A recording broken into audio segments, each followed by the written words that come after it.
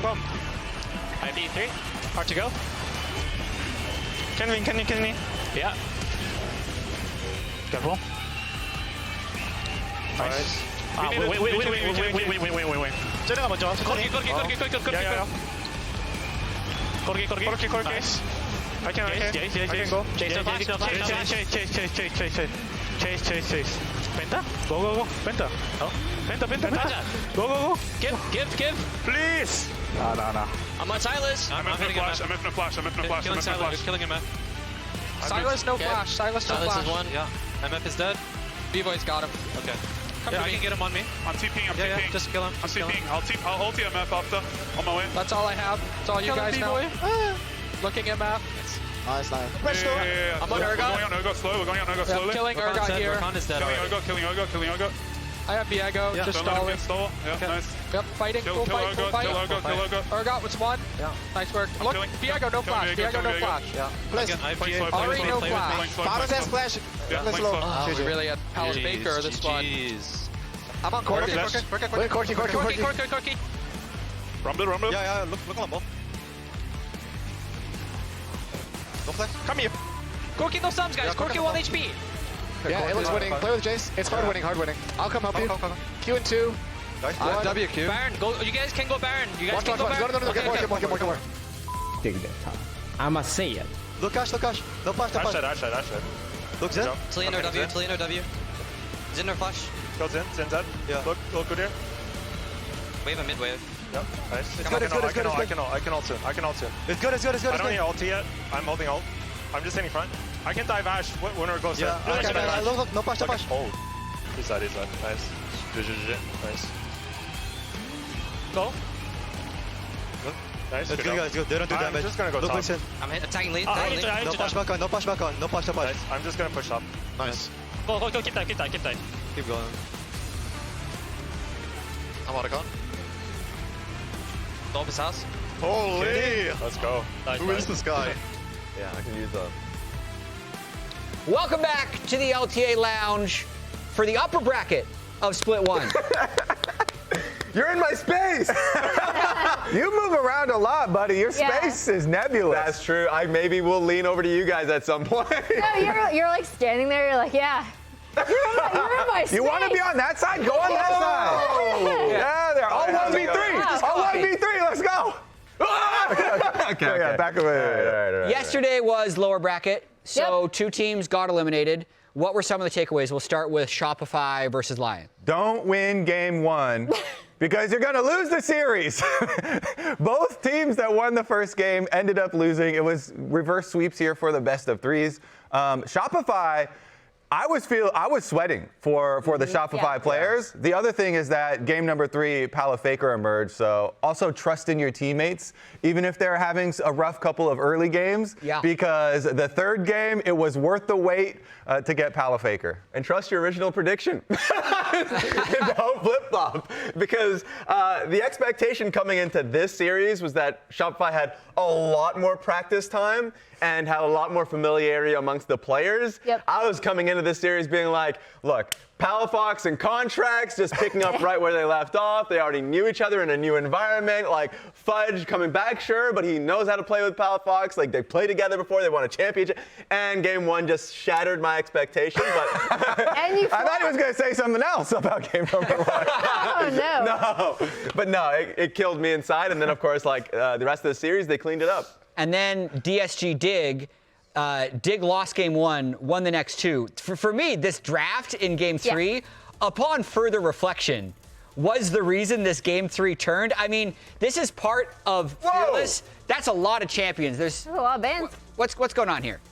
Well, Fearless. I know it's Fearless, but there's. Okay, yeah, it makes sense. It's including. Yeah. How could there be 15 Fearless bands? Okay, it's the 10, it's the 20 and the 10 bands. It's the 10 bands from the game. Yeah. Anyway, my original point is I can see how this happens. They think Ziggs Yone is going to be a good combo, which is generally true. But then they're like, well, they have Jax, so I want Maokai as a counter pick. Yeah. Lee Sin can be good into Sejuani in some cases, but then when you put it all together, your team comp doesn't do any damage. Yeah. And I think it all fell apart because it was a nice hold of their fifth pick here, their last pick. They picked the Zeri early, and so I think they assumed, oh, you're going to go Zeri Lulu, Yeah. and so we're going to early pick the Blitzcrank to try and get kills on Zeri Lulu, and then they hit him with the Braum, and the Blitzcrank is just so turbo useless. And then, yeah, Lee Sin has not a lot to do either in these fights, but really it was about Kaney with the mid-Silas play. The draft was one thing, it was definitely better for them, so it was draft win, and then it was also Kaney win, because he just dominated You also mid-lane. get this ultimate for this guy, which did not work out. I didn't like the Blitzcrank. I actually thought this was not just a game 3 problem. I thought Disguised had a similar problem in game 2, where it got to the point where we got to that mid lane fight. I think it was around like 19 minutes or so.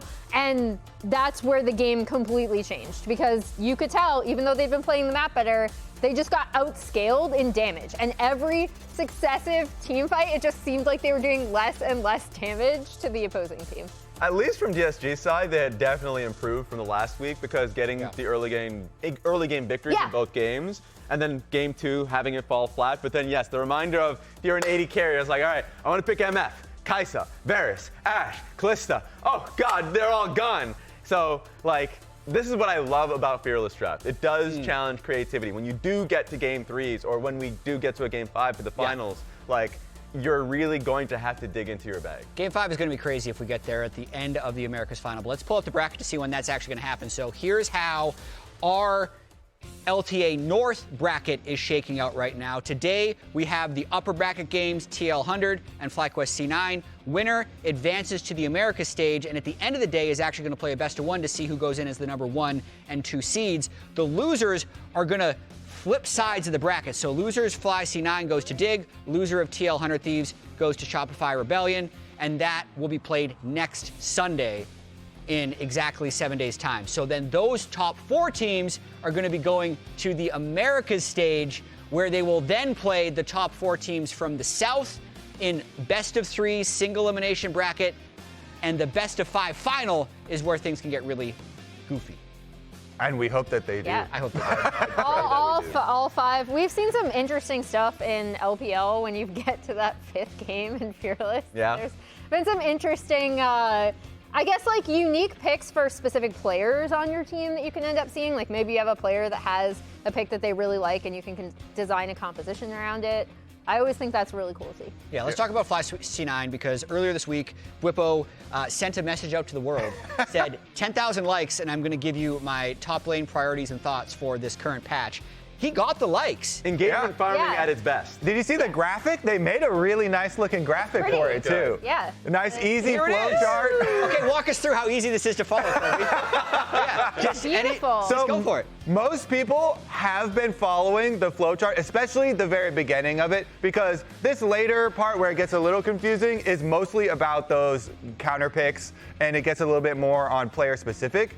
But everybody has really stuck to the top 3 here and the Ambessa interactions with Cassante and Jayce. And so I actually expect this to continue for the beginning of all of our Fearless series. It seems like everybody is on board with the top lane focus. But this is where it really gets fun, and especially if we do get to the 3rd game of these best of series with the Fearless, then you start to really get to use some of these more fun counter picks. Yeah. This is interesting to me, because I do wonder how much he actually revealed with this, because I imagine there's a small amount of consensus, especially at the start. Yeah. The reveals would only be towards the later bit where he's talking about actual counter picks and blind picks, but none of that stuff is things that you wouldn't know Bwipo plays. He did say, I'm not going to give everything, and I'm holding some secret stuff, which is wise, as we haven't even gotten to best of 5 yet. True. Hey, all I'm saying, if you're a competitor in this league, all you need to do is go to his Twitch channel under a different name, under a different name entirely, under your burner account, and start asking questions, because he's going to answer them. He's going to yap them out. He's going to answer all of them. So if you want to ask about pick priorities, I do feel like if you're a top laner who wants to get better at the game, though, this is just really cool content. Yeah. Yeah. So that's the thing I appreciate the most about it, is he's just educating the competitive, curious people. Exactly. And I think that's something that I really enjoy about his work. Like, either him tweeting or him being on a mic and on broadcast or when he's streaming. Of course, this is just his most played in solo queue at the moment. What's that Lee Sin doing in there, huh? Following Oh, a little it. sneaky sin right there. I mean, But this pretty close. This is also for solo queue, right? Like, we kind of talked about off camera how, like, oh, he's not following, like, putting Poppy in there, but maybe putting Poppy in solo queue just Poppy is a great. counter too, and also solo queue. It's like a really specific counter. And there's also, like, in solo queue for pros, you want to be practicing certain things. Yep. So, like, Mbessa is actually a champion that I think is insane, and we haven't even necessarily seen the heights to which, like, she can reach, because players are still learning what she does and their teammates are still learning how to play with her. I actually feel the same thing about Aurora, who I think is another strong pick. Yeah, we saw our first flex Mbessa just yesterday with Abadage. Yep. Like, even though we've been seeing that a lot after she got released in solo queue, I was watching like JoJo's stream when he was playing mid Mbessa. Like, there was a bunch of people playing it. You're still discovering. So that's the beauty of solo queue. You're trying to see what tech is available and what works best. So I'm looking at the Echo. Let's hope that he finds something that's not Tank Echo. Because of the graphic that Bwipo has asked to be tweeted in Engagement Farm, and with him talking about wanting to play scrims on stream, most of the conversation has been about Bwipo. But Thanatos is who he's going up against today, and Thanatos actually had an incredibly good week 1. Was actually very good in his rookie split as well, and is trying to build off of that. My big thing is, obviously, we've talked so much about Thanatos and how strong his laning is, right? Where we're even seeing that Renekton into the Mbessa. The thing that really impressed me with him playing with C9 last week was how much more well-coordinated he looked in teamfights, because I thought that was a huge problem for him previously, even on champions he was super comfortable with, like Jayce and Ornn. Yeah, and as you can see from the stats, at 14 minutes, 30 CS up, right? Sure, that was Renekton versus Mbessa, but like that is something that Thanatos was known for last split, being such a lane dominant player. So he still has that while doing exactly what you mentioned, being a lot better than the team fights. And although he did not tweet out his top lane priorities, everyone already knows from last year his top lane priorities. And in their first series, he played Renekton. His 2 most played champions of all time. So the Fearless did not really affect him or Cloud9 at all. But it was only 2 games. And of course here versus FlyQuest, I'm hoping for 3 games and we get a little bit deeper there. Because the other cool thing about it is that it really puts the coaches in like center stage, and you can have a really big impact. You know, Emily's gonna come after you if you pick a useless Blitzcrank and then get countered by Braum in game number 3. So you know, Cloud9 adding an arrow to Reaper to help up there with coaching staff as well is going to be a nice coaching staff kind of clash here between these 2. Yeah, and one thing with last week's FlyQuest performance is they looked like the best team in the league, but a lot of that was from the team fighting. Yeah. There was some good team fights. There were some great team fights, specifically Quad, who won, of course, Player of the Week, finding flanks on his Cassiopeia. So, like, even though the criticism was out there from the FlyQuest players saying, why are you letting us pick these picks? Like, they're still the best team fighting team in the league. I also think that's what's so dangerous about FlyQuest, right? As we see, I love this clip from Masu because he just absolutely murders people. He's still been on a tear. I think from FlyQuest, we do see, again, that idea that they know exactly what their players can play really well, and they design compositions around it, right? Like, they're really comfortable with Quad on the Cassio because it was such a pick for him when he was coming up the ladder, right? He's super comfortable with a lot of these matchups. They can flex and design really interesting compositions because they have players that can play so many things. And the beauty of having this team to stick together going into the new year is a lot of the feedback that built this team and making them such a great team fighting squad just carries over immediately. Both of those team fights were like theoretically breaking the rules of how a carry should play because they're playing in like really vulnerable positions in flanking. But that wasn't vulnerable in the way that they were playing it. They were committing. And a lot of our critiques to other teams is where one player goes in, the other one's still chilling, not really understanding, not being on the same page. FlyQuest is starting day 1 on the same page. Yeah, and the way that they approach drafting as well. You know, we mentioned it in their series, but they basically just kept their priorities from what we saw at Worlds. And their performance at Worlds gave me a lot of hope and a lot of pride, you know, with them being able to take Gen G so close all the way to 5 games. And they picked up right where they left off, building these really strong 5-on-5 comps, utilizing, you know, like Ivern with shields and having some sort of enchanter. And I think they peel for their AD carry nicely. Yes. That's what Inspired was talking about, and his stock has probably never been higher. Yeah. With most people just calling him the best Western jungler. But the matchup won't get much better than this with Inspired versus Blabber when you look at the history of it all. They're both actually played nearly 400 games, and we'll have a second slide here as well with just how much both of these guys have accomplished. The impact that both of these players have on winning in their respective teams, for Inspired when he was on Rogue or EG or now on FlyQuest, like, he is just the most influential player. Of course, Blabber is stuck with C9, but he is, you can already see the accolades. 5 Worlds appearances, 7 LCS first team All-Pros. He has just always been his best self. And I think this is always going to be my favorite matchup in terms of jungling in the LTA. 7-time LCS All-Pro. That's crazy. Is crazy. First team, not even just any of the All-Pros. Yeah. 7 times first team. But then also Inspired winning MVP in both the LEC and the LCS and being the defending champion. This guy, I think the thing that has impressed me the most about him is it doesn't feel like he has a style where he's going to be even a little bit uncomfortable. Because he can be the best Sejuani initiator or Ivern shield bot, but then he can also CS gap you by 100 CS when he plays Lilia, which is just something, like, every jungler feels like they have an archetype they fit into, and I don't necessarily think that's true with Inspired. That was like the critique, I guess, of him when he first came in, was like, oh, he's just a perma-farming jungler. He's a like, Viego guy. Exactly. The CEO, Yeah. full clear. Okay, he does have a full clear reputation. Maybe that's the one archetype. That's the one thing, but he has, as you mentioned, can play other styles, and he easily is able to do it. Exactly. You know, he got his LEC MVP getting a penta on Viego, but then he's also willing to just camp bottom lane and meow for his bottom lane. Yeah, there you go. Giving them shields. Perfect Discord kid. Perfect. He'll bark, but he'll also meow for you. Yeah, in the same sentence.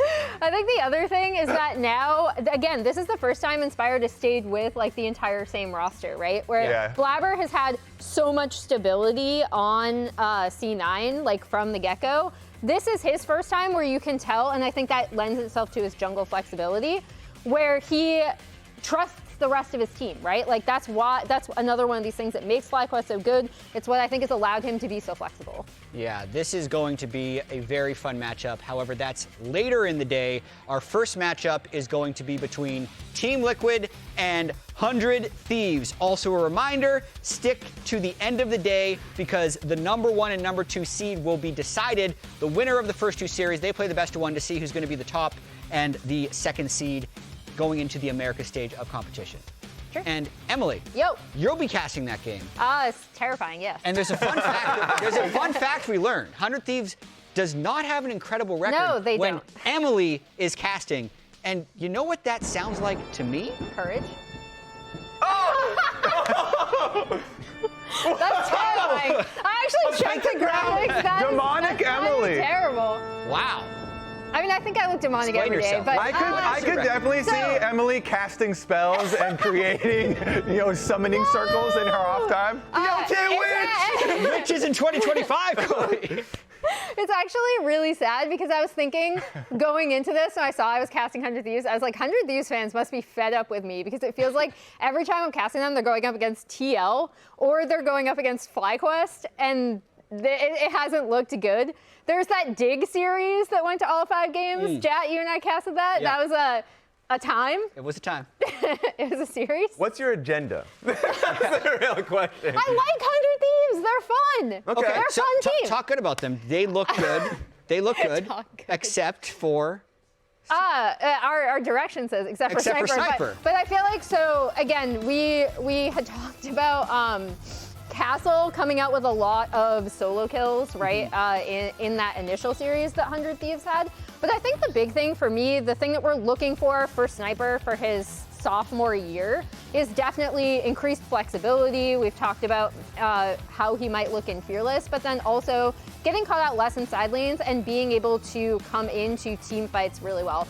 Meanwhile, as we're seeing, Quid and River, I still think are absolutely the engine of this team. but also FBI was so nice and stable, and I thought looked like already a really great addition. Yeah, it definitely gives them a good edge going further into the future because it is genuinely impressive where Sniper on the top side of the map is not having a good game or series, but the team is able to still rally and team fight in a great way, have a better macro in that series, and then on top of that, FBI be the primary carry. And if you're in a team where you can have like a bad day and you can rely on either Quid or FBI or River, depends on the day, then like, yeah, you have a really good roster.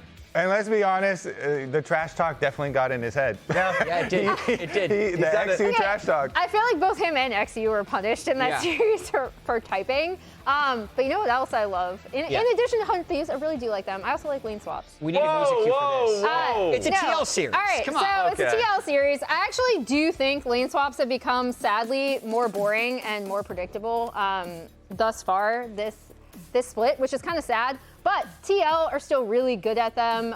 Here, we're going to take a look at this mini-map really quickly because they'd already placed a ward right here, which is actually going to catch out Surdy.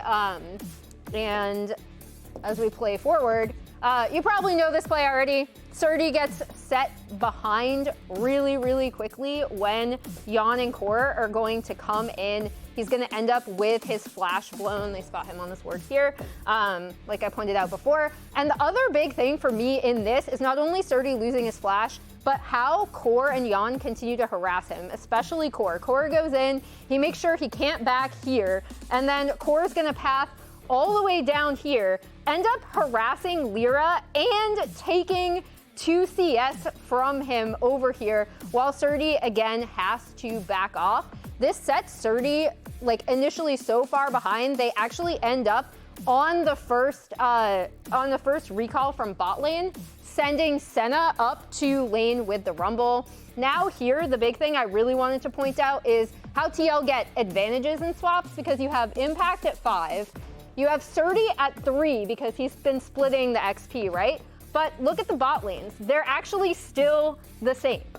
So here, TL still have a massive XP advantage that they then use with UmTi coming around, wrapping around here for First Blood. He pathed from Krugs where he was at. Flash was already blown from Tomo and he doesn't have level 6. And it's a really easy dive that ends up being set for them. They set up this dive really well in a land where they're aware that you can't get off as many early dives. So I thought they played, again, really well around summoners, really well around XP differentials. And it's what makes TL so tough, even when they look really shaky in some of those 5v5 fights. Yeah, Emily still, even though lane swaps are different, huge fan. Yeah, she did say it was boring. Big fan of lane swaps. I'm sad that they're not as interesting anymore, Still a big honestly. fan, though. There is one person who does disagree a lot with you, though. Yeah, we fight about it. Who? Lane swap is not a strategy. Lane swap is a steaming pile of dog. Have you ever watched a game of baseball where everyone only bunts? Have you ever watched a game of football where all they do is lateral passes? Do you ever watch a game of soccer where 2 guys just kick it back and forth the whole time? That's lane swapping. It's not the game. It's just some stupid bullshit bastardization of what the game is supposed to be. Red-blooded American League of Legends is 2v2 in the bot lane and 1v1 in the top lane. In fairness, I did bunt a lot in baseball because I had no power, but I was really fast. You play with what you have. Oh my God, don't they know the strat when you're up at base then? Look at my strike zone, it's so small. Yeah. How are you gonna hit that? Bunt and walk. Anyway, CoreJJ is another player we have to talk about. His Pantheon last week was quite impressive. I think we're going to be seeing a lot of diversity from him overall, but let's just talk about his Pantheon. Yeah, and I'm still triggered from the Renata play that Emily just showed us of him too. Like, he's annoying on every champ that he plays. I think this is the perfect CoreJJ meta. Support Pantheon just really accelerates all of the playmaking that you want to see from this player. He is so good moving around the map, avoiding enemy vision, making constant annoying 1v1 plays against you in your own jungle. By the way, the 2 CS that he steals there in the Emily replay that I'm still thinking about is the big wolf. That's not half of a camp. It's like 80% of the camp. Oh my God, you just get so triggered as a jungler because right now supports are always invading junglers right now because they have so much freedom in the bottom lane and it's perfect for CoreJJ. The metas where he gets to play these engaged supports, these supports that have kill pressure now too with the likes of Pantheon, rather than, if it was an enchanter meta and he had to, sit bottom lane with his AD carry. I just feel like he's completely unleashed in the current meta. Emily? Yo. I feel like you deserve an apology for unlocking a memory. Core deserves both of us an apology because there have been too many support Pantheons now in solo queue. They're not CoreJJ. Well, like Barrel and all them okay, did it too. no. Barrel should not. The worst thing about this Pantheon, this iteration of Pant that we've seen from the past, where I'm seeing more Heartsteel Pantheon. He's just tankier now. Yep. It's because they added the bonus health ratios to Pantheon, like 14-11 or something. Well, quite a while ago. But it made Bruiser Pantheon really good, and Heartsteel is just so meta right now. Being able to stack it up feels so good. He stacked it up so fast in that game. He's actually so tanky. In the past, it was basically, okay, the strategy is if this guy falls behind, at least he's squishy, right? Just just look past his E. When the E is gone, okay, you can kill him. Now that brother's a tank. So, I don't know about that anymore. I think we'll see some Pantheon flex pick as well, but let's talk more about the bot lane in general. It's Core versus Eyla, who used to be on Team Liquid Academy, and then it's also FBI and Yeon going up against each other. So, Core's on record as saying Eyla is the second best at the time support in the LCS. So this should be the matchup of the #1 and #2 supports in the entirety of the LCS. Or just CoreJJ being the #1 hype guy for his own guys, one or the other.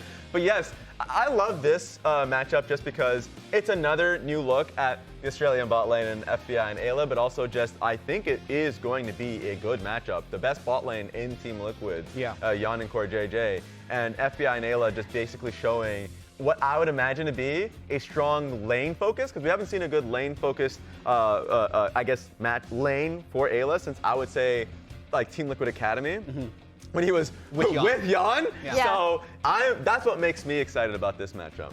And I think Yeon might want a little bit of his thunder back. Masu kind of stole it away with all his wireless performances. People were saying Yeon's the best AD carry. Now it's a big conversation.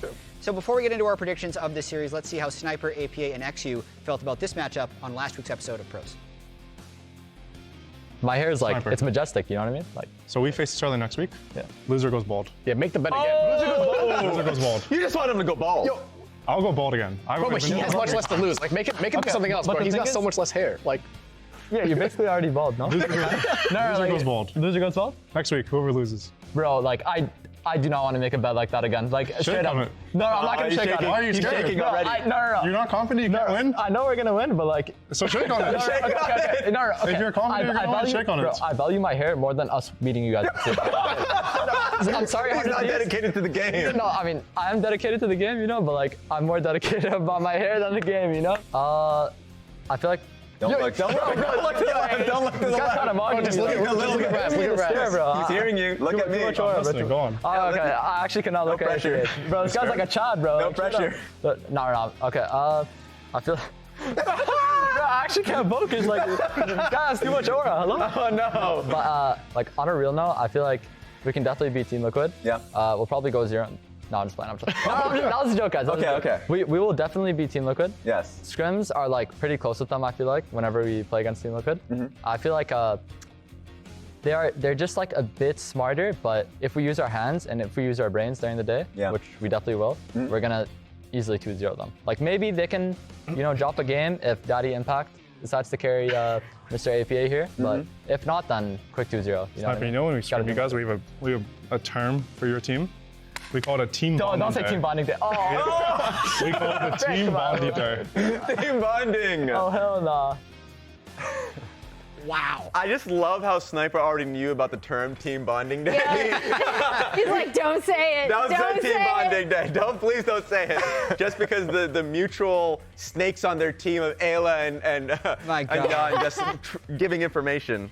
The energy that those two had was pretty wild during that episode. It was a fun episode. It was a really fun episode if you haven't gotten the chance to watch it. Real quick, let's pull up our predictions. For me, I'm having it as a 2-1 for Team Liquid. I'm giving 100 Thieves a game, and apparently everyone else is. We're all 2-1 Andy. I thought Team Liquid actually looked a little bit off last week. Y'all copied me. I did mine first. No, I did mine first. Emily did We all agree. We all agree. So we're just going to toss to the games. As we get ready for game 1, Raz, you caught up with both coaches ahead of the series. Let's watch that. You're just everywhere. Yeah. Crazy. Hello, Donnies. My name is Raz, and I'm right here with 100 Thieves Spooks and Team Liquid Swiffer. Okay. New coach, assistant coach. First of all, wanted to bring you guys together. You guys started your career in Oceania together on, what was it, the Chiefs Rowing Club? Yeah, so how many years ago? 10? Yeah. Yeah, a long time ago, we had a ranked 5s team, and we were taking out a couple of the NA teams on the ladder. And I was really fond of the name of having like a rowing club as a name. I don't know why. Did he choose the name? He chose Rowing Club. Did you like the name? Look, I was just down. I thought it was funny. I thought it wasn't going to last. Like, it's fine. Yeah, but then when we went to like Chiefs as an actual team, they took out the rowing club. So like, Yeah. it's just classic Chiefs Swiffer favoritism, as per Wait, usual. What? I don't know how this has turned on me. We already. turned the whole team name into your name. No, you did. Yeah, but we took out the rowing club. That was my spice. That is true. You were Chief Swiffer at the beginning. I was Chief Swiffer at the beginning because of a sordid history. But you're the one that actually you got the inspiration from my. I actually had no part of it. We're getting off track. Raz, Yeah, what's sorry, the next Raz. question? No, that's fine. I mean, I kind of want to ask about the dynamic because you guys started your career together, ended your like playing career together in order. So you like, I feel like you guys have like a weird personality or dynamic with each other. He annoys you. No, he's sufferable. Okay. Yeah. Why am I always the bad guy? This is classic. Yeah? Yeah, is it like what? Simon, you are the guy that tilts in scrims and I have to deal with it. So why is it like why am I annoying him? That's true. No, that was actually true. But I would have thought that I'm not the one digging up the past here. You know, Well, it's him. I'm not the one that's digging through it. You're just a bad I'm not mediator. the one that's bringing. You're our divorce attorney. It's just not working out well. A little bit. Yeah. And I mean, even just coming into this, like we were making comments about how you dressed up for him. So just making that clear. It also got a trim on the beard. So like, how do you feel like this dynamic is going to, I guess, clash? Because now you guys are going up against each other for the first time. That's kind of cool.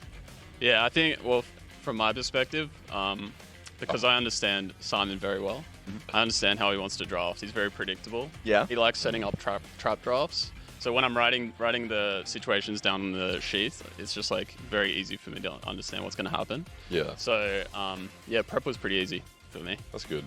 It was really difficult for us because, by your own admission, you have no idea what you're doing. so we have no idea what they're doing either.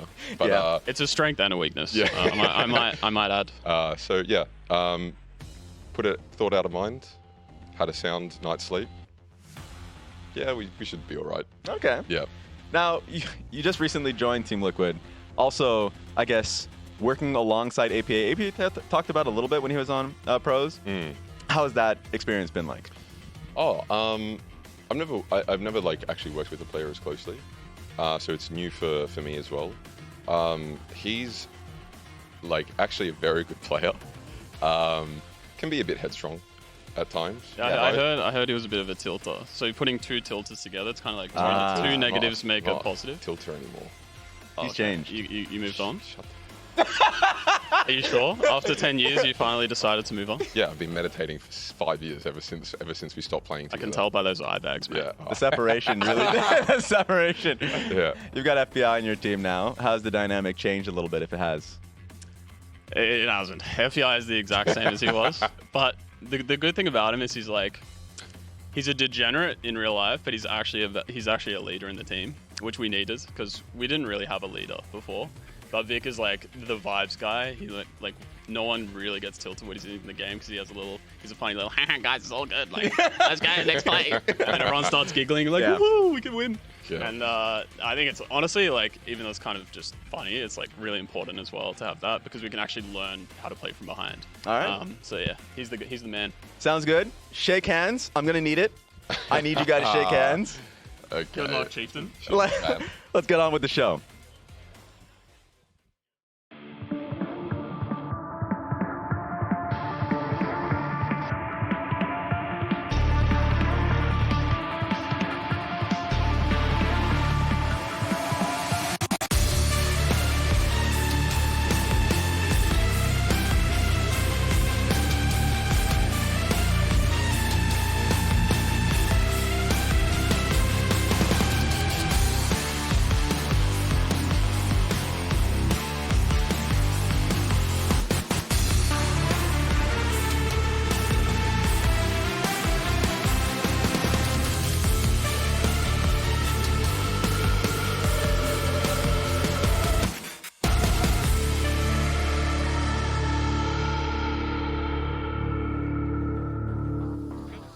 Welcome back to the LTA North here. We are here week 2, day 2 to kick it off.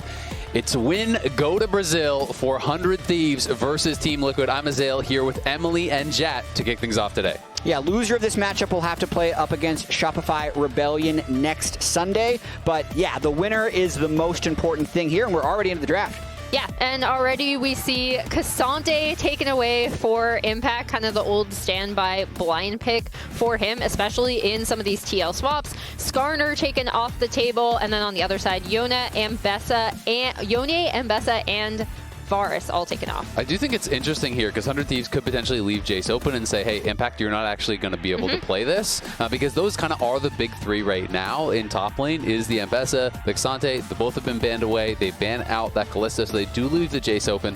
Jayce, Rumble, both very popular, high prio in top lane right now, so it'll be interesting to see if they do elect to go towards either of those. Yeah, and we see the Vi hover coming out right now, locked in for UmTi. That also is a bit of a takeaway from River, in my opinion. I think River really excels on the Vi. It allows him to interact with his lanes a lot more. And UmTi was kind of a little shaky last week with TL. Yeah, he was, but they still managed to 2-0. Both of these teams did manage to 2-0. I also think there's a slight fearless element to first picking the Vi away from River. If it's something you're afraid of him playing, the fact that you're playing it in game 1 is also like banning it for the rest of the series. Even if you're not completely confident it's the optimal first pick, it could be the optimal first pick for the series overall. And on the side of 100 Thieves, we have the Jayce Maokai setup. Maokai provides such great setup and lockdown for the poke that comes out of Jayce. We also don't necessarily know where these champions are going, right? Like, theoretically, Maokai could still go top for Sniper. They talked about him playing more tanks in the boot camp, right? So we'll see if that is for River and whether the Jayce is for Sniper or Quid. And on the other side, Corki was played by Yeon last week, but obviously could still go mid as well. So a lot of really flexible champions being locked in thus far. Yeah, Corki is a true flex. It's the 3rd most played in bot and the 3rd most played in mid in pro right now. So it really is quite popular across the board.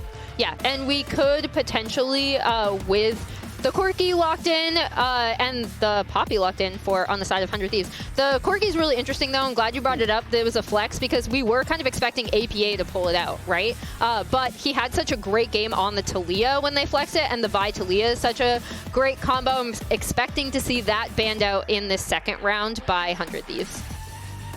Poppy going to be locked in. This will be interesting. You know, I am kind of expecting it to go support. You definitely don't want to play it into the Rumble. Could be jungle. You know, there is possibility of flexing things around a lot, but I am kind of operating under the assumption that it will be support. Yep.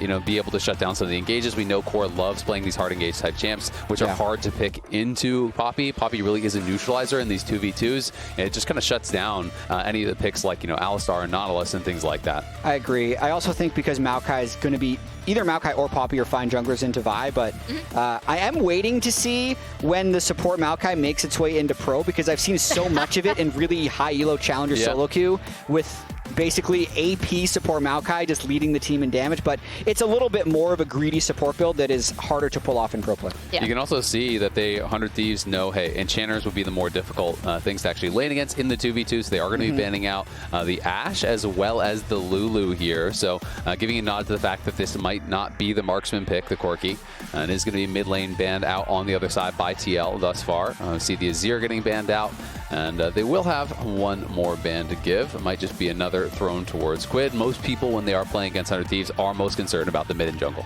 Yeah.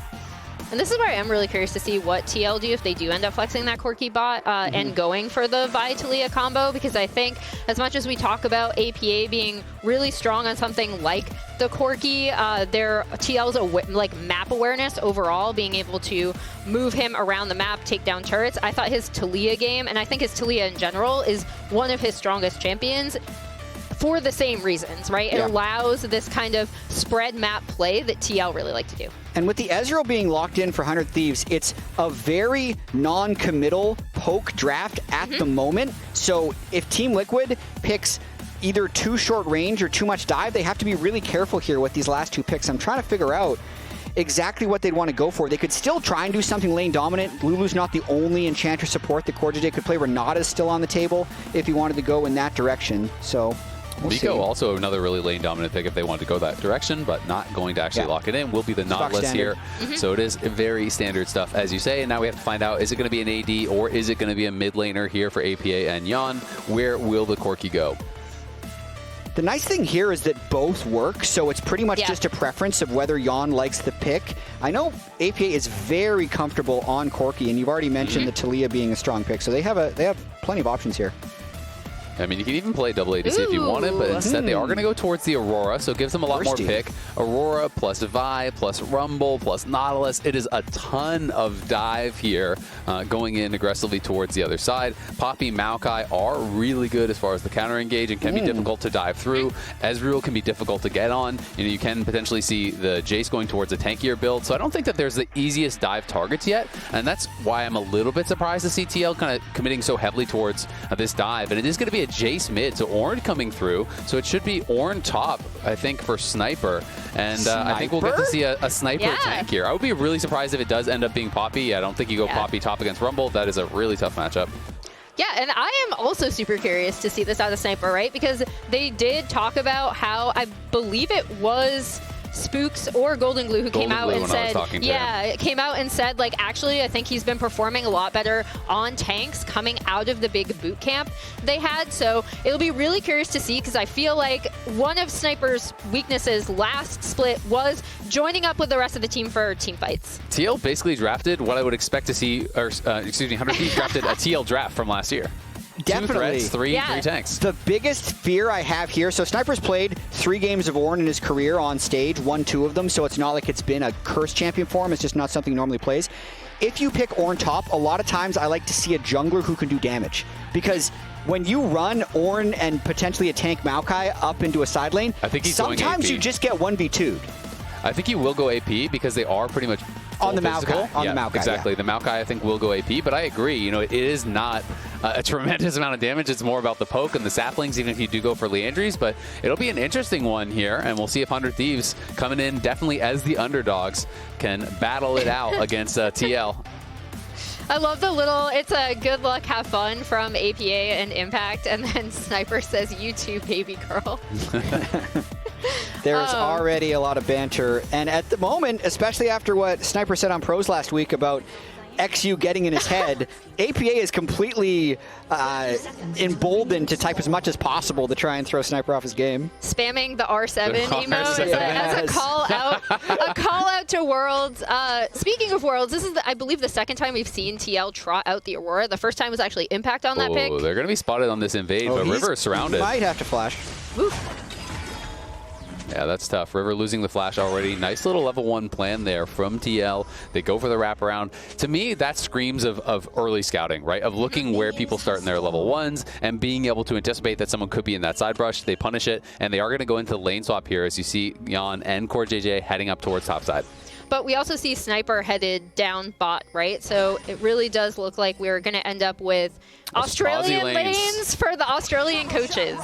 And I think this is going to be something that Team Liquid is pretty happy with. I think Impact would actually like to 1v1 against an Ornn rather than get swapped. So the early scouting, getting the ward on the red buff are all good things for TL. Because even though 100 Thieves is here, they're not going to be able to do anything with that space. And before we get too much in the action, I know a thing or two about curses. And Emily, I've heard you've got one of your own. Yeah, so, okay. This is the courage curse going into me. Wait, that win rate is getting pretty low. 100 Thieves, yeah. So the wins, I believe, were NRG and Dig. And you're the curse. It's been all other losses to TL or Flypush. Why do you hate 100 Thieves? I don't. They're one of my favorite teams last year. It sounds like someone. I am a curse. I'm a curse to any team I follow. I'm a Casey Rolster fan. River actually hasn't been spotted, though, with what he's done, though. He went Raptors to enemy Wolves, and now he's clearing out the blue side from UmTi. And since Team Liquid didn't have any wards, other than the 1 ward on red buff, UmTi could think that River just started on River's blue, and he's going to walk into an empty jungle here. Maybe catch him at blue buff, though, if he's fast. And they are going to spot him out on that ward. He's going to straight check it. And River's going to have to likely back up here. Yeah, it looks like he will, but Poppy is coming over, so they are going to try to scrap it out. Poppy's coming, and Poppy has that first move, so Ayla's going to be here. APA trying to move over. Was grabbed there, though, by UmTi. It looked like I think he got the smite on it. Yeah, so that was interesting. River went for the fight. UmTi went for the buff secure. Normally the Maokai buff secure is Q smite, but he Q'd UmTi for the damage, so therefore UmTi had his E left to spike it with his own E smite, and then he's able to Q away. So actually well played there by UmTi after getting invaded. Oh, and now UmTi is behind Quid. He just TP'd back in, so this would be really rough timing to get ganked. Wallbreaker getting charged up. Will he get the flash out? Nice sidestep. Knocks it back into the tower. Goes to the skies. Doesn't quite have the damage to finish him off, but he's trying to threaten. He flashes forward. Quid with the monster outplay in the 1v2. What a move from him. Ooh, that is really... He just broke brother's ankles. Really rough for UmTi and APA. They saw the opportunity and then, yeah, wow. Really, really good on Quid. And another, like, kind of rough start for UmTi coming out, being a little bit hesitant around this mid lane play. Yeah, but think of the confidence from Quid here. He steps forward with the plan to hit him back into the turret. It's one of those things where UmTi's just thinking, well, surely if I land the Q, I'm going to burn his flash. That's all he's thinking about. He's not thinking that there's a chance he dies there. Nice, Quid. Oh, the mid goat.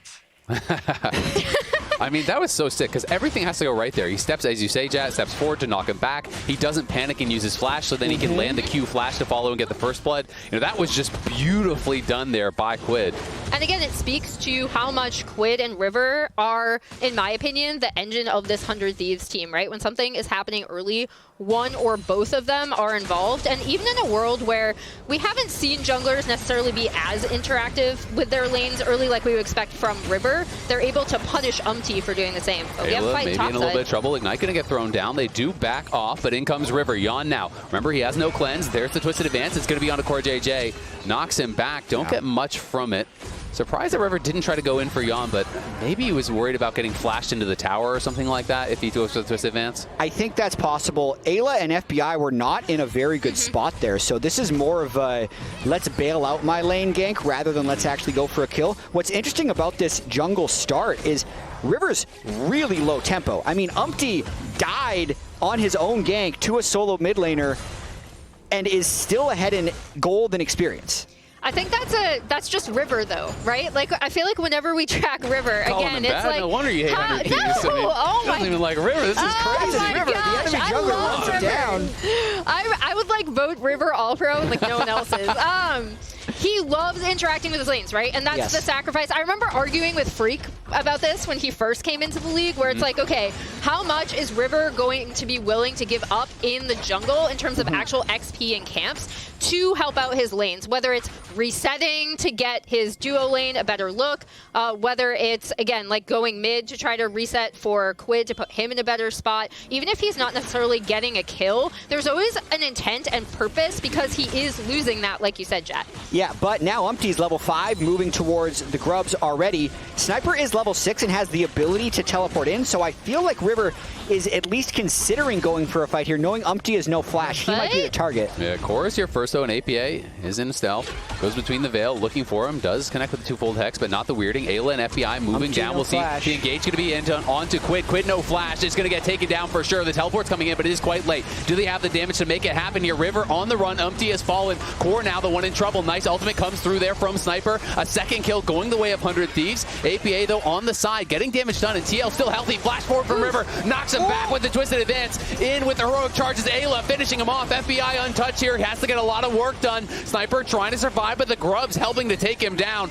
Impact trying to get out, but the red buff slows. No flash on him. Surely he is going to get finished. It's a killing spree for FBI. No grubs taken by 100 Thieves, but they win the fight. That's some objective battles, and we might be on our way to our first Ruinous Otacon. I don't know. That's the most kills I've seen. At the start of this fight, you could see both teams were just looking to punish the flashless player.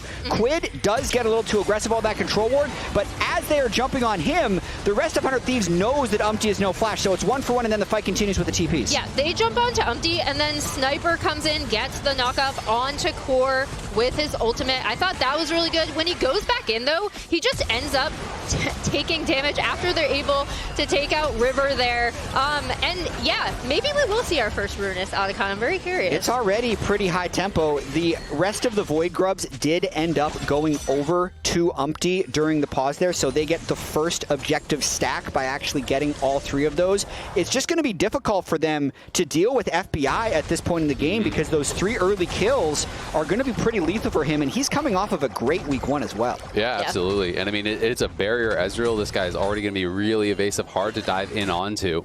We'll see if they can make it happen, though. Core going to be looking here for a sniper. Tries to actually Searing Charge back to the tower, but gets interrupted there. Now getting incredibly low. UmTi will come around. Sniper's going to spot him, but I don't think he can just walk his way out. So he's going to try to have to make his stand here under the tower. Has no ultimate, no flash. Can't really see him surviving this one. Nice stuffer on the W, but there's just no shot. They get the kill. They'll farm some plates. I see 100 Thieves trying to push up in bot lane, trying to push up in mid lane, but not really much of an answer for them. That was just a well-played dive by Team Liquid. Sniper did misplay that 2v1 a little bit. When he's in that situation with his Maokai on the other side of the map, he just has to wait for the wave to crash rather than trade. And look at this trade in mid, speaking of which. Yeah, I mean, it's one of those things you can see comfort, right? If he actually just W's the hook, as Quid's going to get engaged on again, no flash. Well, he does have it, but it's not going to matter. Cease and desist takes him out. Yeah, and that was really nice recognition from UmTi as soon as Quid went in on that, was pushed up in the lane, was able to punish it, setting up APA into being into a pretty good spot with this mid Aurora. And UmTi's kind of everywhere lately. He supported that dive top lane. He rolls mid and takes another kill. Those are the sequences when you are, let's say, River, that you're just furious that your 2 laners just kind of guy dies top and then the mid laner just pushes up for the natural path down of the jungler. I think that is definitely a bit of a misplay by Quid to get aggressive in that moment. However, they will be able to pick up this Drake. Yeah, I was gonna say we're gonna see them responding on the bot side with this Drake pickup in response, so getting a neutral objective for themselves as FBI and Eyla head back into this 2v2 lane bot. Yep, it is a pretty close game. About 1,000 in the lead is TL. Core 6 now on that bottom side, so if they do go too far forward, there is potential for them to look. FBI and Eyla trying to play it very safe here. Hex Flash getting channeled. Nice buffer out from FBI. Quick on that arcane shift, but has to be a little bit safe, knowing now that Nautilus will have the ultimate available and he won't have his E or flash for a couple seconds. I think that ultimate from FBI was more to try and suspect that UmTi was sitting in that bush because he was a little curious about how aggressive Core was getting. River is kind of in support position if a gank were to come. Yeah, both junglers about equally close here. You know, you can see the UmTi's down on the Krugs. River, you know, was just taking that scuttle down in mid lane, and Quid again just trying to push up. Has the flash back, but it's going to be Eyla trying to check this tri-ward and does regret it. It's going to be an easy kill there. UmTi though wrapped up, and it's going to be a trade kill back very likely. FBI should be able to get donated the kill. FBI now on a rampage. Not a bad trade. Both junglers in the area, and it goes 1 for 1. Yeah, it definitely seems like anytime one team wants to do something or one team makes a mistake, the other is able to counter at the very least in kills. And the end result here is that FBI is set up really, really well for these mid to late game team fights. And that is, in my opinion, where TL have kind of struggled, right? With the game having so many timers now that you absolutely have to kind of 5v5 around. This Ezreal is going to have so much setup for his team, and he's in a really great spot. I will say, though, a little bit concerning. You know, it's not the end of the world that tank is behind, but Sniper very far down as far as the farm is. Over 30 CS down. You know, you do need to have enough gold income to be able to build MR and survive against impact, but also not just get killed off by Yeon in the team fights. You know, you need armor and MR in this game. I agree, and even more than the team fights, the first turret going over if he's this far behind, the fact that he's going to be getting chunked out pretty heavily in lane. So Impact really needs to keep playing with this pressure, and I think we could see yet another brawl here as a TP comes in, and it's 5 players of both teams in the area. Look at Core on the side again, has the pink ward down, knows that he hasn't been spotted, but now will be by the shock blast from Quid. APA trying to be on a flanking angle here, looking for FBI, connects with the weirding. Nice little chunk on him, and Eyla taking some damage there from Yeon as he tried to walk through. You can see see in the top lane, they're both scrapping it out. Yeah. Sniper tried to come down, but he's just getting bullied out of there. And now I don't know if they can take this fight. 100 Thieves moving forward, though. Maokai going to let the ultimate rip. They're looking for Yeon. Yeon going to Valkyrie back to safety. Now UmTi is the target. Flash forward, twisted advance. The equalizer's going to get dropped across everyone. FBI's not in the pit with them, but Quid gets the first kill. Between the worlds goes APA, and he is crushing them in the back of the pit. Sniper trying to re-enter, but can't do it. At the end of the day, it's Eyla very low, but it is just the 1-for-1 of junglers again. Yeah, but even on that contest, TL end up with the 6 grubs, and the combination of Impact and APA in that fight really ended up turning around. Impact is now... They want to. It's at 1,200 health with just Rumble Nautilus, but let's see what they can pull off. Yeah, he is behind. Nice dodge on that, but the ultimate's going to come down. Bellows Breath to actually immune that, but Core is just tanking this up, and Impact trying to finish him off. Doesn't have the damage to do it. Sniper holds on. No physical damage there. Has the fully completed magic resist item, so was enough to keep him alive. I think that was just a little ambitious there by Team Liquid. The idea was right, though. Try and punish and get plates. Looking at this fight one more time, Impact started it really well, especially when the fight is moving a little bit towards the bot side, keeping Ornn out of this fight. But again, with UmTi having no flash, it does present himself as a fairly good target. But the fight overall was pretty smartly played by both teams. Yes, 100 Thieves gets the kill, but then they are kind of trapped in the pits, and Sniper could never approach. So they're just not going to have as many people there, and they ultimately have to sacrifice a flash and a Maokai to get out of there. Yep.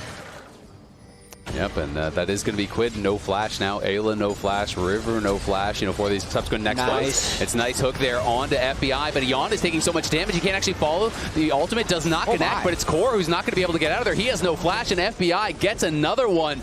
Aggressive move there from Core. Hits the hook, but Yeon was just too low to follow up, and now Eyla going to look. Can't actually find him. Yeon was not caught sleeping. Up top side, they're looking for another dive. They're just going to finish off the tower. And now Sniper might have to try to flash out of there, trying to look to turn this around on UmTi. UmTi flashes. It's flash to follow. Takes him down. Going to get roasted up here, likely by Impact. We'll see if Impact can finish this off. Searing charge, trying to dodge out on some of these electro harpoons, but can't quite do it. Should have the damage and just barely does. But good job in the 1v2 getting a kill back from Sniper. Yeah, I was going to say, that's really important for Sniper to get that kill back, as we see that first turret going down to TL as well on the front side of that fight. But again, this is one team makes a play, the other team's able to do something. You see where TL have been able to excel kind of in plates and then ending up getting that first turret here. And UmTi is just flinging his body around to try and get advantages for his team. 5 deaths already of the 8. And it feels to me like this game is 100 Thieves often on the back foot and TL just pressing over and over again. They haven't... 100 Thieves hasn't broken yet, though, with FBI being the main problem. This Dragon, though, would be feats of strength here for TL because they have 6 scrubs. That's 2 of the 3 objectives. They already have that first tower, so this becomes pretty important to contest here for 100 Thieves, but it's TL first to the area and starting up the Dragon. Ornn's got ultimate. No flashes for Jayce, Maokai, they're going to look. Ornn's going in between the worlds. The equalizer gets dropped over the top, and FBI just shifts forward, not afraid at all. UmTi getting incredibly low. Quid trying to get some work done onto Impact. Eyla buying space in the back line, but Quid's in trouble. APA going forward. FBI has to shift back, has to flash out, trying to turn it around, gets Impact, but it's APA dashing in there with Yeon, taking down the Ezreal. They pick up the bounty. They get the Dragon. TL full control of this game. That might be the fight that breaks it open as he's almost able to steal it. You could see FBI was mostly untouched for the majority of that fight, but APA is the one who actually did so much work with that mate engage and by the end. Yeah, APA goes into this, I believe, like with 1 kill, exits with another 3. The big thing is them immediately getting onto River, getting the Rumble ultimate down, does so much damage. River is completely out of the fight, and then Impact getting into the backline, also taking Quid out of this, right? Yeah. Because he's constant sustained damage. Eyla goes down here from APA, and even though FBI does get the shutdown, APA is still able to clean up those kills. You can see FBI's having a good time so far in this game, having 6 kills before falling there, so they're still in it, and we got another fight. Live. Eyla charging in, trying to lock them down, but I think River is just getting cooked up. FBI now arriving. TP comes in from Quid from behind. APA is here as well, though. He's looking for FBI, misses on the weirding. Yeon trying to snipe into the back line, can't quite get it. Quid finishing off UmTi on the left side of your screen, and down at the bottom it's Eyla going forward. It's FBI trying to get back involved. The equalizer going to get dropped on Sniper. Sniper has got to get out of there, but he has no flash, no way home. He falls as well. It looks like TL going to win another fight. And even with Quid being able to TP in, get around the backline, Impact's Rumble ultimates have been huge in being able to not only do damage, but separate out these team fights so TL can really split their targets, get those kills, and then they just got mid-tier 1 off this as well. Yeah, the 6 grubs they have at the end of that fight also make it so they can apply pressure after one team fights even more. The Rumble and the Aurora damage is just out of control in this game. I do just love that UmTi has died 7 times. Just not in a flamey way, but he's just in there every single time. 100 Thieves actually had to spend a lot of time finishing him off in that fight, and by the time Quid had used everything to try and finish him down, he got him, and 5 CS a minute only. Some nice play. I was going to say, speaking of a flamey way, we did have the 5 CS a minute Ornn coming down. This Ornn not looking so great coming out of Sniper. Impact has really had the best of him in this game. Yeah, and it's tough, right? You know, he falls behind, he's not getting farm, and then it becomes in a situation where the team is just trying to group and fight, which means you're getting less and less gold. Your team is not winning those fights. FBI shifting back to safety. You know, they showed up, they didn't answer the side lanes, and they get nothing here. 100 Thieves are still just kind of grouped, looking to see if they can find a scrap. We'll see if they even win it. Sniper going to let the Ornn Horn go. Can't get the redirect until just the last second, but on the side, Quid is in trouble as APA is in on him. FBI able to take down UmTi though, and now Impact is completely separated from the team. Going to get taken down by Quid. It's a one fight out of what feels like nowhere from 100 Thieves. Yeah, but I would say Quid is the unsung hero of that fight because as Jayce, he completely kept APA and more people away from that fight, so 100 Thieves just had the numbers advantage because no one could get through the Jayce. Yeah, the important thing to me here is, again, you see APA is going to be coming up around on the flank, and this actually allows the Maokai and Ornn combination to go off. The Rumble ult doesn't hit many people, and Quid is still able to get right into the backline, while AP is only able to get into the fight at the very, very end. Yeah, the thing I noticed there is River's ultimate tagging Yeon's Corki made it so kind of the Aurora and the Corki were out of that fight. So it just ended up being, even though they were 4,000 gold down, super advantage for 100 Thieves. And that's 100 Thieves' window back into this game, right? They have a 7, 1, and 5 Ezreal. They have great setup for the poke that this Jayce can do and this Ezreal can do with the Ornn, with the Maokai. When you see it comboed together, it's going to end up looking really good if they can pay attention to their flanks like they did. Yeah, not to mention they just got the Manamune transform on both the Jayce and the Ezreal, so they're on a little bit of a power spike at the moment, and even though Sniper is racing up to 5 CS per minute, his items are kind of the same as Impact at the moment without the Riftmaker being completed. So Impact is way ahead in gold, 1.6k, but the actual power that he's given at the moment is not massively more. Yeah, I mean, Sniper definitely needs to get some experience, though, at least so he can start getting those Ornn upgrades in. True. You know, that is an important part of it. But as you pointed out, you know, this is not a tank Jayce. This is a damaged Jayce. This is the head-to-head between Sniper and Impact. Oh, my goodness. I feel like it's not really fair to compare the damage numbers, but 25k damage. You're kind of getting cooked. 25k damage at 20 minutes is insane. cooking. Yeah. I mean, Impact is having a big game. He is roasting people on this Rumble. He's played very well. It's not a comparison. Those are just two stats that happen to be side by side. Yeah.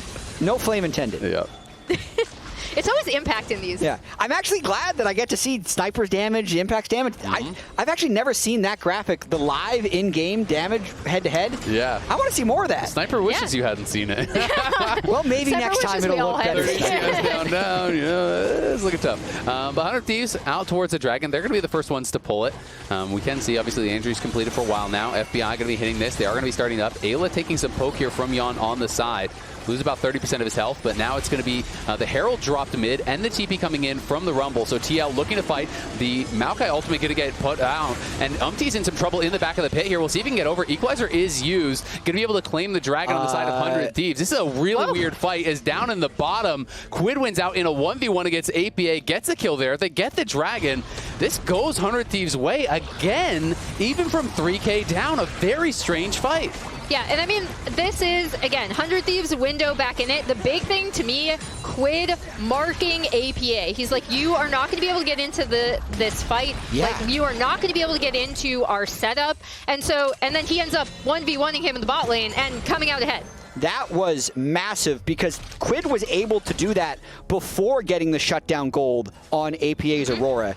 he's been able to pull that off in the last 2 fights, and that, I think, has been the big key to this game is once they've stopped the Aurora flank coming through, then their own version of Maokai, Ornn, Poppy is enough to stop the dive. The Aurora is kind of putting it over the top where they're able to win the fight despite all the anti-dive that 100 Thieves has, but now the Quid is really just turned into this almost peeler who's soloing Aurora back-to-back fights. It's really turned the game. And I've got to say, it just felt kind of disjointed from TL because UmTi goes into the pit, they TP an impact, but then he's behind the pit just dropping Equalizer over the wall. Yeah. Like, it felt like they fully wanted to commit to it. They dropped, you could have just dropped Herald and charged down mid and taken a tier 2 for free. You could have just pushed out top. You could have done all these different things, but they postured as though they wanted to go for the fight and then didn't commit to it. So maybe getting a little bit nervous now with how these fights are going, but Otacon is spawned and the teleport's coming in now here. This is going to be APA in the flank. I don't think he's been spotted yet. Sniper sectioned out away from the rest of the team. Quid is coming in first though. Impact and UmTi sectioned out and burst down. Quid is on a rampage. That's the jungler down. That's the top laner down. And that's APA, egg on his face with a teleport that did nothing. Yeah. And Quid is an absolute problem. Go over the wall here. He's going to flash a rogue charge into the wall, stuns him. It's Quid with another. It's 100 Thieves at Otacon, and it's the underdogs making it happen. Scrappy fight after fight after fight. 100 Thieves are not going down quiet. And this is the thing we've called out about TL, right? Like you said, that 100 Thieves drafted this almost TL-esque comp, but it is a great 5v5 comp. It has great setup for their carries. Quid has been doing super well since that first blood in mid lane. He's been marking their flanks so well. APA has not been able to get into so many of these 5v5s, and it's just looked way more coordinated for 100 Thieves because they've been able to pick off targets, because they've been marking APA and where he wants to get in. Yeah, APA has not been able to sync up with this team whatsoever. I think 70% of that credit goes over to Quid, and then the other 30% would be that TL needs to coordinate a little bit better with the way UmTi and APA go in together. Shifting aggressively. Remember, they have the Otacon GA, so he is down to get scrappy here at this point in the game. They are going to push up. We'll see if they can try to find a dive on the side. It's going to be another catch as APA found out by Eyla. Locked down and burst down. Rack him up and knock him down. 100 Thieves are on a roll here. They get a freebie, and now they're just going to keep the push going. And they can be as reckless as they want with this Otacon buff being alive at the moment.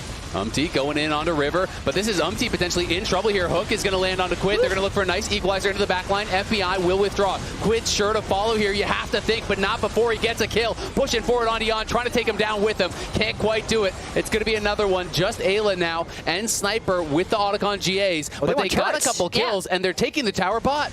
Yeah, the big thing for me is Quid TPing in here. Sniper was kind of waffling to see whether he'd join the fight for a little bit, but pushing down this bot tier 2. And this is how 100 Thieves use their voracious Otacon. We're never going to see Ruinous if we didn't see it in this game. This is the bloodiest game I've seen, and we still didn't get it. But the interesting thing about this is I like the start because it's just a straight-up pick onto APA. Eyla had found a great spot to be in, even though he doesn't get the perfect wall plan. Doesn't matter because APA was so out of position here.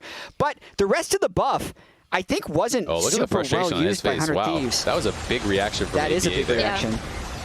And here we see Sniper has taken down tier 1 in the bot side. I mean, they can be as reckless as they want. Not the best use of voracious Otacon buff, but like also not the worst. You know, like you do want to be chaining it into taking something. So they have about 15 to 20 seconds of it left on Sniper.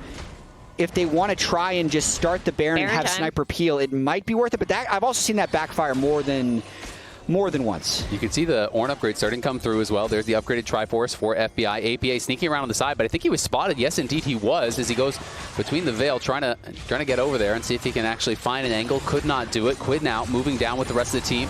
As he had gotten top lane moving in their direction. They push out mid. They go back in towards the river. They're trying to force TL to face check and look for a pick here. Shock Blast going to be poking away onto Yeon. It's a difficult spot here, it feels like, for 100 Thieves right now. Yeah, we'll see. They can just pretty much poke here, play with Fog. I think they really are looking for a pick-off to kind of start it off, or just get some poke down. I mean, yeah, a couple Qs from Ezreal.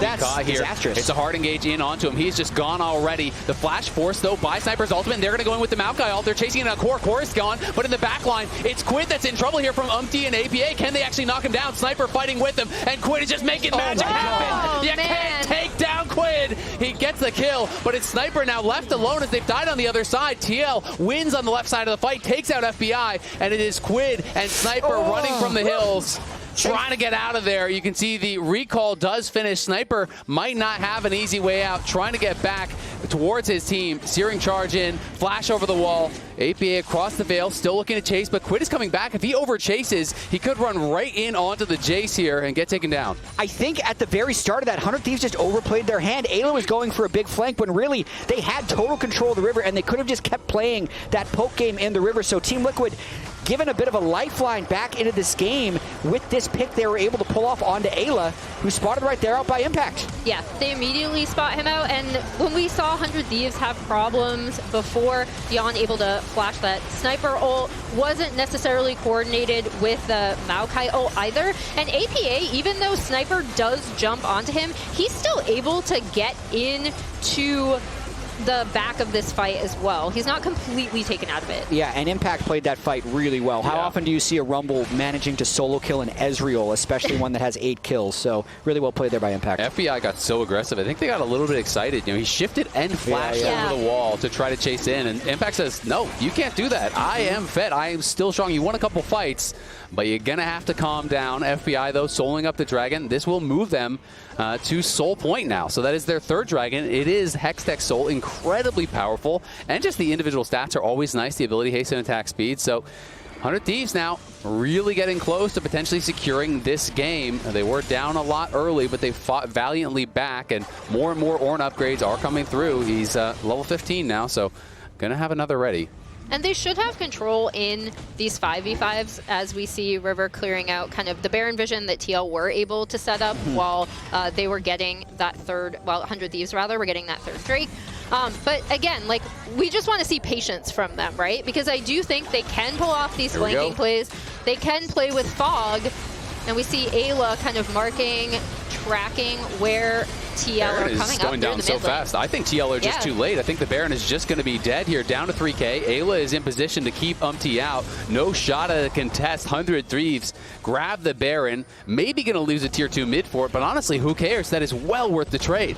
Yeah, and I mean, that's the kind of more patient setup that we'd like to see from them, or just, you know, focus the Baron, recognizing that they do have ultimates up. They can take a 5v5 if TL decide to challenge them in the pit. And I do wonder, especially with FBI on the team, if he's able to pull them back into normalcy after they went a little over-aggressive. Just because of the leadership they've talked about in the past. And last year, 100 Thieves would have these bloody games that just stayed bloody forever. But it actually does feel like they said, okay, that was too aggressive. Let's use the Maokai saplings. Let's properly set up the Baron. And they secured it. Now, I could have just cast or cursed them as they're doing a fairly aggressive-looking 3-2 split with the Baron. But let's see how they play this out. And look at where Yeon is with UmTi on the side. They're looking for a potential deep flank, but 100 Thieves are just cheating towards top lane, knowing that that's the only angle they could come from, so there's not really much of a look here. Yeon just trying to get some poke in onto Sniper as they chip away at it, and I think UmTi is just too far away from the rest of his team. Even if he looks for the flank, I don't feel like it would work. UmTi's having a tough game. 11 deaths already. A tough split, to be honest, so far. It has been. I've put in the request to see if he wins this game, how it ranks in all-time deaths in a win in LCS. Oh, no. He's 11 of the 17 deaths. Now, I'd say at least half of them have been necessary. So the most actually all-time is 10. Wow. If he's able to win this game, he would have the record. It's looking tough to win this game. We'll see if they can pull it back. APA on the side here, looking for Eyla. Sidesteps both of the spells. Twofold Hex and the Weirding are both going to whiff, and the cannon will finish off that top lane and hit. Sniper escorting this cannon in towards mid lane here. Will get taken down. But still, the push so far going great for 100 Thieves. Already a 2,500 plus Baron power play. Yeah, that was a really nice setup from 100 Thieves, starting with that topside push from Quid, kind of hovering. And this team does a lot of poke. That's a fed That Ezreal. is what they were designed to do. Level 16 Ezreal ultimate. And now it's going to allow them to siege this base really well with Baron. Nice Arcane Shift back. Sniper going to let the ulti rip just to kind of buy some space. Yeon not going to elect to use any summoners there. Barely does not have the flash. You can see UmTi on the side. The Equalizer's going to get dropped. Locket going to be popped immediately in answer. UmTi, will he get found? He flashes back. He's going to go right back in, but it is onto a tanky member there. Quid trying to survive in the back line. They kill APA. Impact looks like he's going to fall. The Zonia's only going to buy some time. Make a pose as you watch the rest of your team fall. FBI shifts over the wall, trying to take down UmTi, but he's going to not be able to do it. Yeon knocked against the wall, stunned up, taken down. On the other side is Quid getting knocked down. Is that enough? TL maybe, just maybe hold on. They might have. It's just UmTi and Core alive. It's just tanks for 100 Thieves, so they're actually going to bail out of this one. It looked like it could have been all of it, but TL got just enough damage out to kill Quid and FBI. FBI is getting way too spicy in these fights, man. Some of these shifts, he is going right in. He's feeling himself. Well, they did say he's a leader, but he's also still a gremlin. So yeah, he like Jatt said, he can get them in the comments. I don't know what that Ezreal was doing, but don't worry, guys. We can still win this. My gosh. So there's a lot of significance in this game. So the winner of this series does advance to the America stage. They'll play at the end of the day as well to see who gets the #1 and #2 seed from the North. But there's a death stat still. The all-time death record for previous LCS in a game is actually 11. So UmTi he already has the LTA record. He's tied it for deaths in a game if he does one more time, which was, I was on the edge of my seat. In LCS history? In a game. Not even just in a win, in a game. In a game. Wait, really? Is 11. So he's tied for that record right now. Actually. Some of those early LCS games were Get me in there. I can break that easy. Yes, That's light it's hard. The game has to last. But it's actually hard because if you die 11 times, the game usually ends before #12. Maybe with that attitude, Jatt. It's like if you ever tried to get 20 deaths in an ARAM, like it's a little tricky. The death timers get long. I think you're just not trying hard. All right, well, it is going to be Seoul point here, 400 Thieves, Hextech Seoul. TL definitely does not want to give this up. They're trying to move in through mid lane. APA on the side here obviously is marked again by Quid, who has been so strong. They're just rushing it down. UmTi, that's just going to be Seoul. If he goes in, he's giving up his life, so they elect not to do it. Seoul is given over, and now the slow immediately displayed there by Quid. Nice backstep on the weirding. As 100 Thieves pushing forward, but they're going to try to turn this around, looking for the engage on a Quid. Quid could be in some trouble, but APA is just getting rocked, and APA is gone already. FBI is low, but FBI is standing. He is firing, and he is taking down UmTi. And now Quid going forward, looking to get a kill. He has the GA to come right back, and I think that is going to be that. 100 Thieves are wiping TL off the map. And that is just Quid having such a massive game. The instant he started marking APA's Aurora, Aurora was 5-0. It's 5-5 at this point. He could just not be effective. 100 Thieves marching on the Nexus. What a comeback. What a start to this series. They were the underdogs, but it's time to stand up and take notice, Team Liquid, because 100 Thieves are here to fight. They're definitely here to fight, and that's how they won this game, right? That was amazing from 100 Thieves getting set behind. It looked like Impact was just going to absolutely roll over these fights. When APA was getting into these fights, as you pointed out, Jatt, there was one point where he just did not get any kills after 5, and it was through these 5v5 setups, Quid in particular, marking the flanks. They were absolutely able to destroy them in team fights. Heads up, this is an LTA public service announcement. The LTA will be back in the main arena next week at the usual time, but only on Sunday. There will be no show on Saturday, so make sure you tune in next Sunday to see who will take the final tickets to Brazil and who will have to wait for Split 2. We're headed to a break before Game 2. Don't go anywhere. Who is your way too early here MVP? Ooh. Honestly, I think who I'm predicting to play extremely well is probably Vulcan. Vulcan is extremely good and very on form right now. Huhi, just because I think as a team we're coming in as underdogs and we're going to end up getting at least top 3. And I think that the person that's going to like will us there the most is going to be Huhi. So he's my MVP vote. I mean, I don't know. I feel like for Team Liquid MVP is always CoreJJ or Impact. I mean, Impact did get MVP last split, so I don't think he will get it back to back. Is CoreJJ not washed yet? I'm not sure. I mean, he doesn't seem like being washed yet, so maybe he could get it. I guess if I have to predict someone, I would say CoreJJ. Do you have a way too early MVP vote?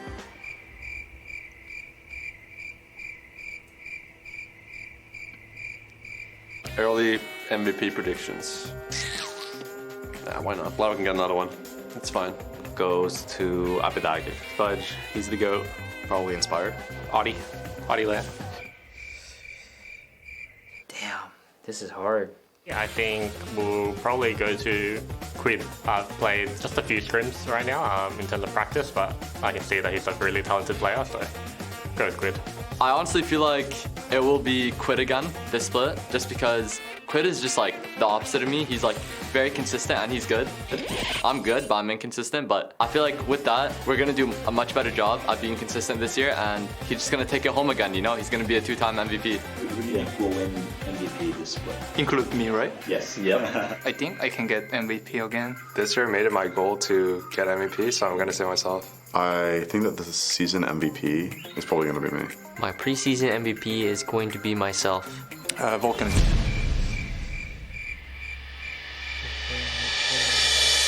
CoreJJ. I think CoreJJ will be the MVP.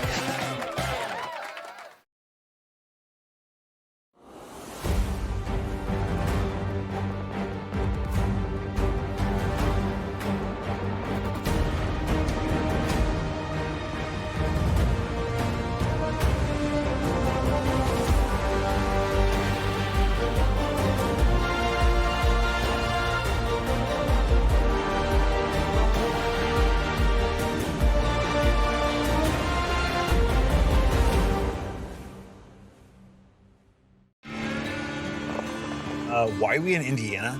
The retreat's in Nashville, Tennessee. I could put Nashville, Indiana in the GPS. Mr. Shotgun over here. Bro. Okay. Let me just figure this out. Oh, we're cool. There's a charging station nearby.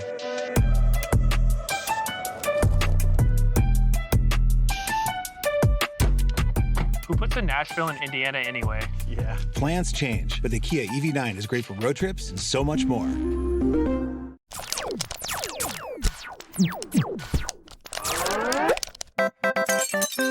Red Bull gives you wings.